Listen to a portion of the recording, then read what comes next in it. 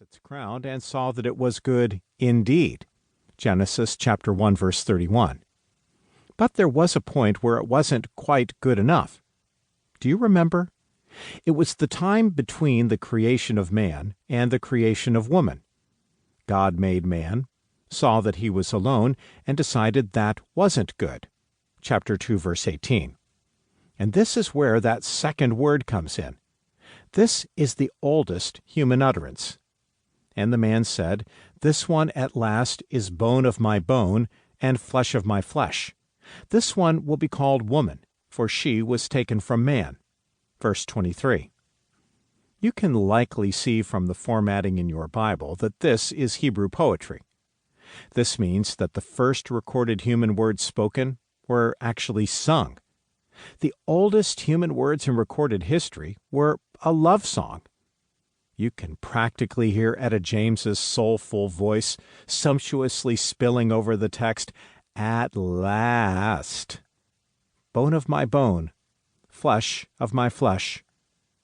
God ordained marriage then as the only human relationship that can be rightly described as one flesh, which is why, forever after, every marriage has been perfectly fulfilling.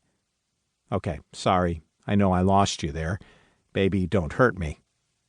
We lost ourselves somewhere, way back there, shortly after this first love song, after this first union, and before reunion was ever a thing. Way back in that garden when the first Jerry Maguire declared to the first Dorothy Boyd in that first living room, "You complete me." Our hearts rose, our eyes misted. Why? Because we all know the power of "you complete me." We suspect we're worth it. We hear it echoing in the dim memories of the garden we all carry around in our souls. But in the bones and flesh of our reality in exile, after the profession changed, we know that, after all, it's just a movie. These love songs, they're just songs. But what if they aren't? What if every romantic movie, every romantic song, every insipid Hallmark Christmas show, and every flimsy Hallmark Valentine's card, every stupid TV commercial that leverages romance and human fulfillment to sell makeup and blue jeans and bubblegum, even every lustful glance or scroll or click is not because love isn't out there, but rather because somewhere it is. As Lewis also said, "If I find in myself a desire which no experience in this world can satisfy, the most probable explanation is that I was made for another world." And what if, despite our failings and flaws, despite nearly everything we see with our longing eyes and know with our tired minds, or even feel with our aching bodies, that other world was actually here in some real way?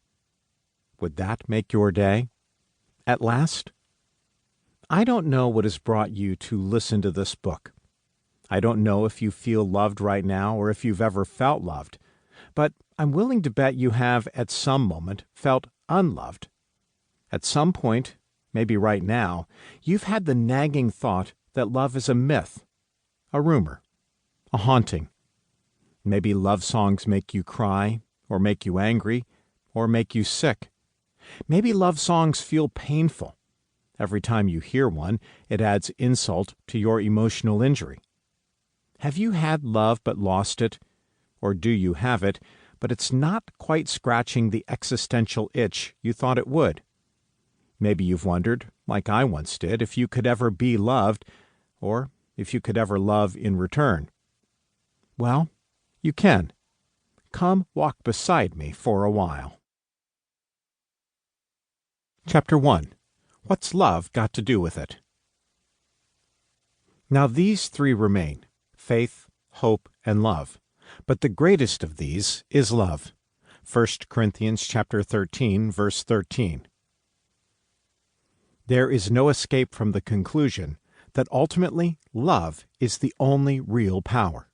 Peter Kreeft. I fondly remember my first marriage. I remember my feet shuffling nervously on the plywood floor during the wedding ceremony. I wasn't sure if I really wanted to go through with it. The bride